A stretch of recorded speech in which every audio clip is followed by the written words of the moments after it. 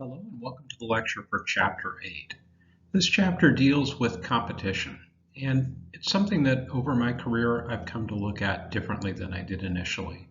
When I first got into business, when I was fresh out of college, my attitude about competition was to ignore them, to just focus on my own business, the company I was working for, and try to do the best and focus on our customers and let the competitors do what they want. When I then owned my own company, I found that that was a bit ignorant in the sense that I needed to know what my competitors were doing well, what they weren't doing well, because like it or not, we work in a competitive environment. The customers that I'm working with can choose my company or they can choose somebody else's company, and there's lots of choices. So some of the questions that you should ask yourself when creating this part of your business plan is, one, who are your major competitors? Who are you really competing with? On what basis do you compete? Is it based on quality or price or convenience, or what is the aspect of your business that you really compete on? How do you compare to the competition? And here you have to take a really clear-eyed, objective view of that. Are there going to be potential future competitors that don't exist now that are going to exist that you need to be thinking about? And then lastly, I'll talk about what are the barriers to entry.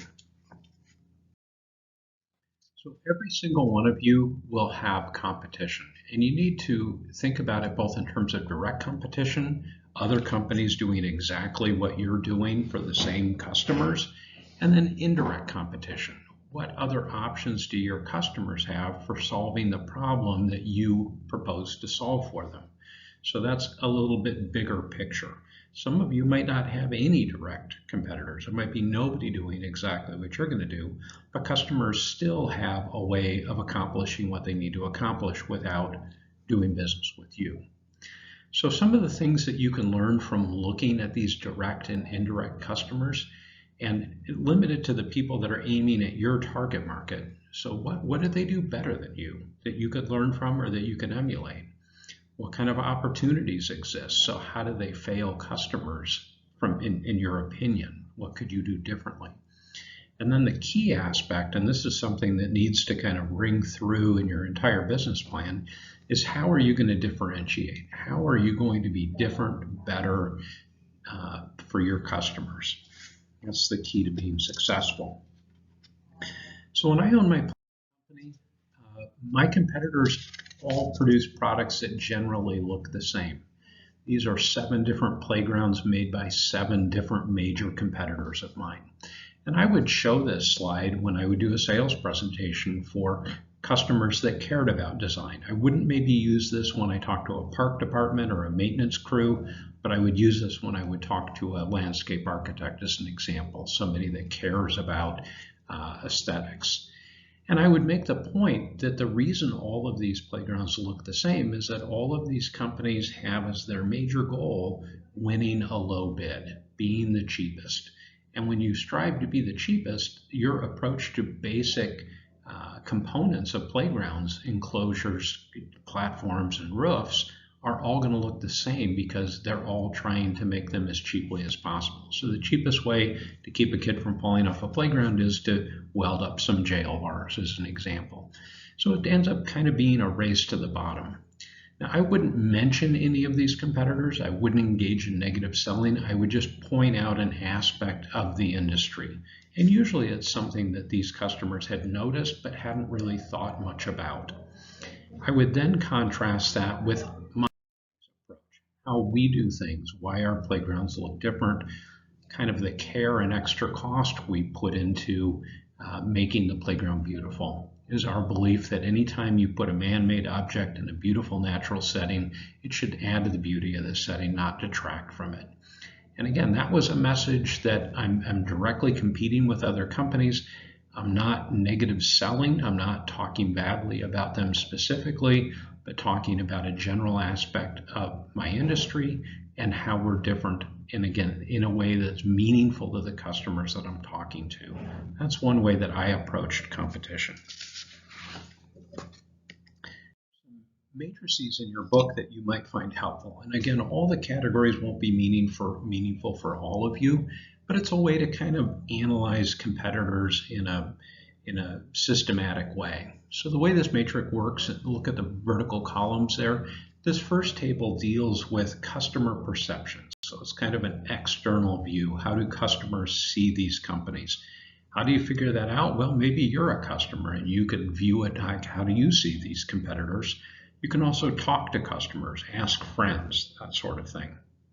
So the columns of max 1 to 10, that's a weighting. How important are those things? And then you're rating your company and the competitors, with 1 being low, not so great, and 10 being fantastic. So looking at product and service features. So what kind of bells and whistles does your product or your service have, and compare that to how the competitors do the same thing.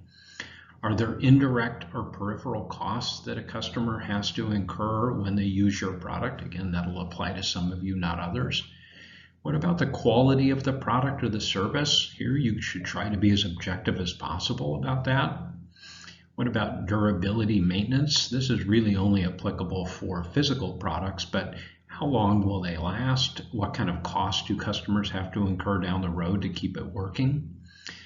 Image, style, perceived value, that's certainly subjective, but kind of how does it look? That sort of thing. Again, that's mainly for physical products. And then customer relationships, and then lastly, social consciousness. What kind of position does your company take in terms of its actions in making the world a better place? And how do your competitors do that? This next matrix looks at internal aspects. So what kind of financial resources do you have versus your competitors? You'll probably find it is pretty normal for you to have less financial resources than your competitors do. It's usually kind of David going up against Goliath kind of a situation. What about their marketing budget? Now, of course, you're not going to have a dollar marketing budget for your competitors, but you might have a feel for how frequently they're advertising, that sort of thing. If they have billboards, if they appear on different websites, you might find them that way. It's also a worthwhile thing to do a Google search for your competitors or for your industry and see if any of your competitors pop up in sponsored ads at the top of the return when you do a Google search. Economies of scale is meaning the bigger companies have access to purchase materials at lower prices. That's an advantage for them, a disadvantage for you if you're small.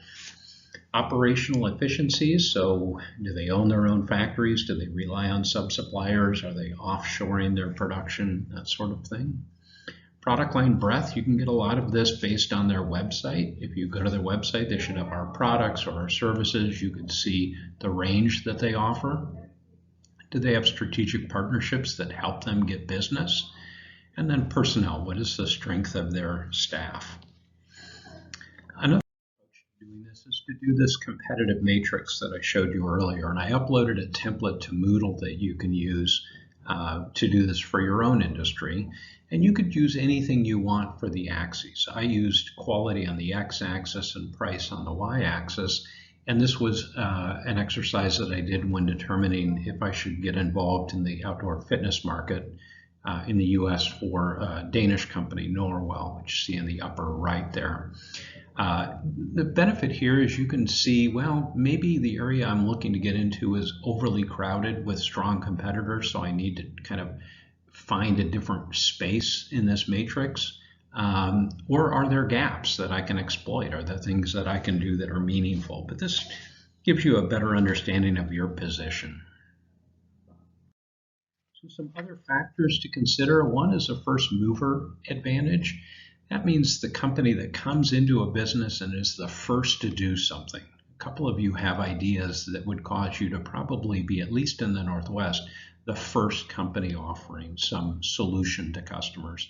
There's a huge advantage in that because you can become synonymous with that solution, where when customers think of the problem, think of the solution, they think of you. They don't think of 6 different companies.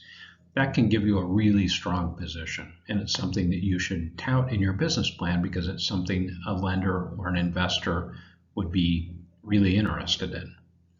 Another is an installed user base. That's the kind of situation where you have a slew of existing customers and it's easier for them to keep doing business with you. It's much cheaper to keep a customer than it is to gain a new customer. So if you have an installed user base that you can work from, that's a big advantage. And again, something you should tout in your business plan. The opposite of that is customer inertia. That means other customers that you want to get, they have relationships with existing competitors, and it can be difficult to break them away from that. There are some industries where there isn't much inertia. It's easy to get a customer to try a new restaurant or visit a new store or get their coffee somewhere else. The types of things that would have more inertia would be changing computer systems or something more significant where the customer has made an investment and it's hard for them to walk away from that investment to try something different. So it'd be good to discuss kind of what the issue is in your industry with regard to customer inertia and getting customers away from competitors. Barriers to entry, that's a really key point. Those are things that make it difficult for new competitors to enter a market. And you can view that one of two ways. When you're trying to enter a market, barriers to entry are bad. They're a problem. Once you're in the market and your business is running, then you want barriers to entry to keep other people from crowding into your market, from new competitors joining the fray. So some examples of barriers to entry, there might be patents or legal protections for a particular business that keep other people from getting into that. There could be financial barriers, like if one of you said you wanted to start a new car company, well, all of the investment needed to build cars is really significant. You need a lot of money to build the factories and do all the engineering and get all the approvals. All of that is difficult. There are regulatory barriers to entry, so approvals and permissions that you need to get in order to engage in a certain business. And then there are contractual barriers to entry. As an example, if there are a few limited suppliers of a critical product to a business, if you can sew up those suppliers and have them be exclusive to you, you can keep others from joining the market. The same thing could be said about distribution. If you can get exclusive distribution rights for a product in an area, that means you're not going to have competitors. And lastly, market share. That's a description of any company's ability to have a large portion of the market. Important to know. The competition section, I'm sorry. This is an example of one of the things that I did in my company where I looked at each one of my competitors and I looked at areas in which we compared favorably to different aspects of that competitor. This example here is a company in Portland that also sold commercial playground equipment. And this is something, again, I mentioned I would never do negative selling. I'd never go to a customer and tell them bad things about a competitor. But if I know that I'm competing with this company, that the customer has narrowed it down to the two of us and I have a meeting with them and this other company is going to have a meeting with them as well, I can choose to talk about things about my company that I think are important to the customer where I know we will compare favorably with this competitor. As an example, this company, Columbia Cascade, did not engage in having an outside party verify that they met safety standards where we did. I know this company did that because they wanted to try to save money. Well, when I talked to a customer, I could talk to them about the importance of safety, the importance of caring for the children that use our product, and that it's so important to us that we spend the money and time and effort to get certified, that they can not just take our word for it, that they can see that documentation. Again, I've told the customer something good about my company. I haven't mentioned anything about my competitor or said anything about them. But now I know when my competitor comes in after me to talk to this customer, they're probably going to ask about safety certification. And that will be a way I'll win the job. So your competition analysis section should include a bulleted list of the top 3 or 4 direct and indirect competitors. And for each of those, you should have a listing of what their strengths are and what their weaknesses are from the perspective of your target market. And then you should conclude with how you'll position your product relative to these competitors.